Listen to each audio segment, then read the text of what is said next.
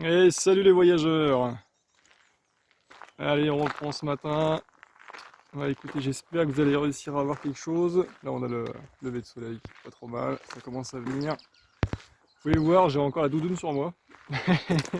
Étonnamment, je suis venu en Espagne pour prendre le soleil et en fait, ça caille.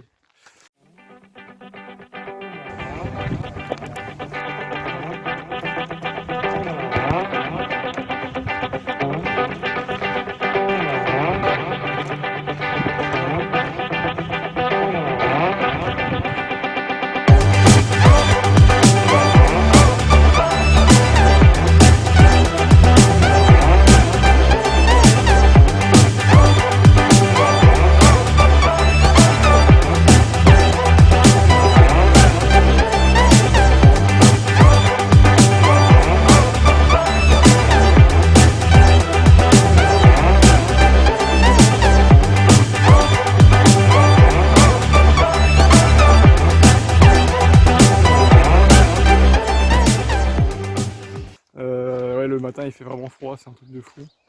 Là, je suis en Galice. Je commence cette vidéo ici, alors je suis en pleine bordure de route là.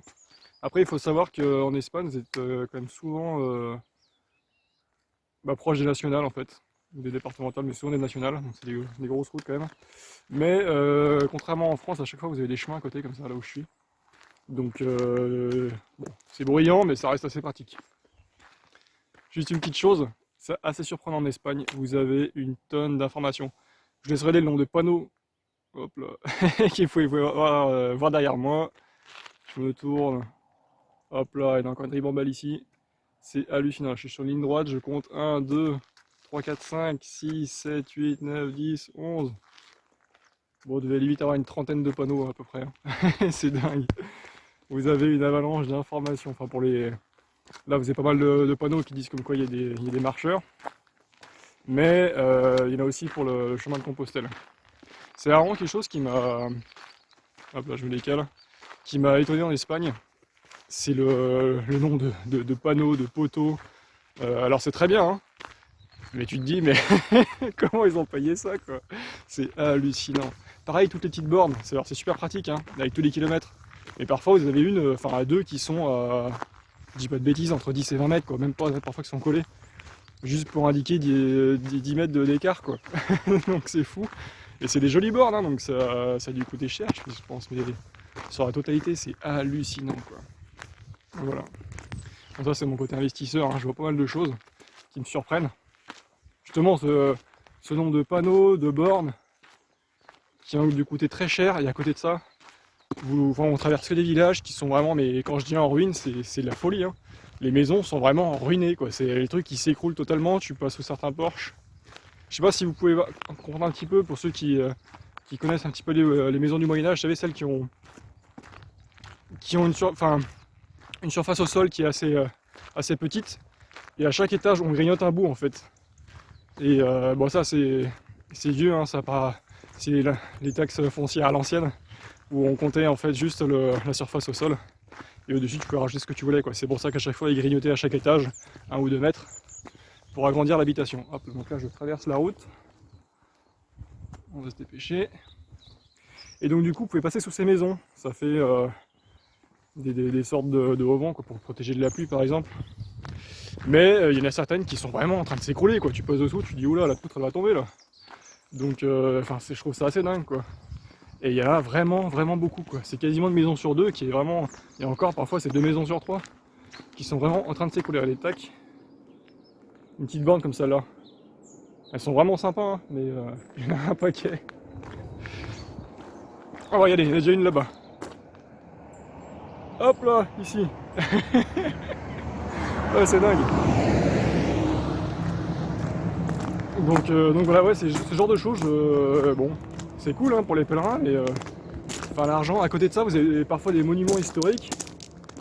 Et même des petits trucs, hein, mais qui sont mais éclatés complets, quoi. Et tu te dis, c'est dommage, quoi. C'est vraiment dommage, des églises qui s'écroulent, voilà. C'est assez dingue. Pareil, il y a quelque chose que je comprends pas. Enfin, on va expliquer au final, mais 90% des églises et chapelles sont fermées sur le chemin, donc ça c'est triste. En France, tout est ouvert. Même la plus petite chapelle, hein, tout est ouvert. En Espagne, c'est fermé. Vous savez que dans les grandes villes, mais dans les grandes villes, en fait, enfin, grandes villes, j'exagère un peu, mais dans les gros villages, il y a les horaires de visite, en fait. Bon, c'est en Espagne, hein. Donc forcément, ça fait après les visites, je crois, ça fait 10 heures. Ouais, allez, on va dire, allez, on va être gentil, 9h, 14h, et ça reprend de 17 à... Parfois ça reprend pas en fait. Vous avez vraiment des horaires de dingue ici. Donc ouais, ils font des grosses pauses aussi, hein, de 14 à 17. Il leur faut 3 heures pour manger, puis après tu sais pas s'ils reviennent travailler. C'est assez bizarre. Et donc du coup en fait tout est fermé H24 quoi. Et les grosses églises sont toutes payantes quoi. Comme à Roncevaux où tu pouvais rentrer dans l'église, alors là c'était ouvert. Mais si tu voulais voir quelque chose, il fallait payer, je sais plus, pour avoir 5 minutes de lumière. C'était assez dingue en fait, tu rentrais, tout était noir, et il fallait payer pour avoir la lumière. C'est assez marrant. Mais ils sont très axés business ici quand même, dans les églises. Par exemple, un truc qui m'a étonné, c'est fou quand même. Je vous mettrai une photo, c'est assez dingue. Vous savez, dans les églises, on peut mettre des lumignons, des petites bougies. Et ben en Espagne, ils ont trouvé la technique pour pas s'embêter à nettoyer tout ça. Ils les ont tous passés en électrique. Alors c'est horrible, mais en gros, t'as un... Comment dire ça? Ça te fait comme une console, avec tout plein de petites bougies là, et des petites flamèches électriques en fait. Et et tout est fermé en plus, enfin, ça fait un truc sous verre, c'est très bizarre. Tu mets une pièce en fait, ça va te mettre une bougie au hasard comme ça sur le plateau. Où tu mets 5 € et ça t'en allume 10, enfin bon voilà quoi, c'est vraiment... Oh, je trouve ça perd tout son sens, c'est horrible. Et il y en a dans toutes les églises. Ils ont enlevé toutes les bouts, tous les cierges, tout ça, il n'y a plus rien. Et vous avez ça à la place quoi, donc ouais, ça fait vraiment business, hein. C'est assez violent quand même. Donc voilà, enfin il y a plein de petites choses comme ça où tu te dis c'est dommage quoi, ils ont mis l'argent un peu n'importe où quoi. Enfin il y a des endroits où ils auraient pu le mettre ailleurs quoi. Voilà, bref. Voilà. Dans cette vidéo aussi je voulais vous parler des choses qui me surprennent, comme on vient déjà de commencer. Là il est 9h20. J'ai quasiment pas croisé de pèlerin aujourd'hui. Vous allez me dire en Espagne, là je suis sur les 100 derniers kilomètres, donc c'est censé être blindé. Et je vais vous dire pourquoi il n'y a personne. En fait je vais les retrouver plus tard parce que je vais tous les rattraper. C'est très bizarre, mais bon j'avais déjà vu un petit peu ça en France, mais là en Espagne c'est encore plus marqué. Les gens partent super tôt, ouais, les mecs qui mettent le réveil à 6h. Et bon après il y a du temps à se préparer parfois, mais bon à 7h tout le monde est parti quoi. 7h, tu te lèves à 7h, t'es dans les derniers quoi, il n'y a plus personne.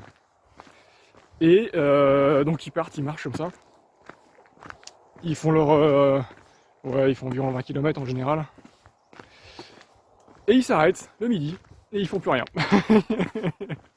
Ce qui fait qu'en fait tu te retrouves les après-midi tout seul, il n'y a personne. Donc là moi je suis parti tard ce matin. Je me suis levé vers 7h, ouais, 7h45, à 8h j'étais parti, enfin à peu près dans ces eaux-là, entre 7h30 et 8h. Ce qui fait que tout le monde était déjà sur le chemin quoi, et moi je prends le train derrière en marche quoi. Donc c'est pour ça que je dis que je vais les rattraper.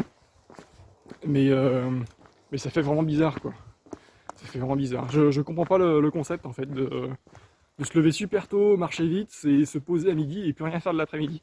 Je comprends pas. Moi je préfère partir tranquille, bien dormir, marcher peinard en fait. Tu fais 4 heures, tu fais 8h midi ou 13h. Et l'après-midi tu fais ouais, en fonction de comment t'as mangé, peut-être 13 ou 14h jusqu'à... après moi ça dépend, parfois je m'arrête à 18h ou à 20h, ça dépend quoi. Mais voilà, c'est très bizarre. Regardez encore un petit village. Tout s'écroule quoi là, ça s'écroule. Bon, de ce côté là on va dire, ça tient encore la route. Et derrière moi, regardez, tac là. Bon, les fenêtres sont éclatées. C'est assez dingue quoi. Quelque chose que j'ai remarqué aussi, ce que j'aime bien regarder, ça c'est ma déformation de l'immobilier. En Espagne ils inversent en fait. Vous avez les fenêtres à l'extérieur et les volets à l'intérieur. Et tout s'inverse, enfin tout s'ouvre à l'inverse de la France. C'est très bizarre. Par contre, tout sont simple vitrage. Hein. Ça, ils sont pas changés. Donc voilà. Qu'est-ce qu'il y avait d'autre qui me surprenait? Attendez, il faut que je retrouve mon chemin. Ouais, c'est loin de ce côté-là. Regardez là, tac, encore une fois. Avalanche d'informations, vous avez deux panneaux. Voilà. Donc vous savez que vous devez aller de ce côté-là. 80,357 km. On va arriver. Voilà, voilà. Mais écoutez, je crois qu'on est quand même déjà pas trop mal.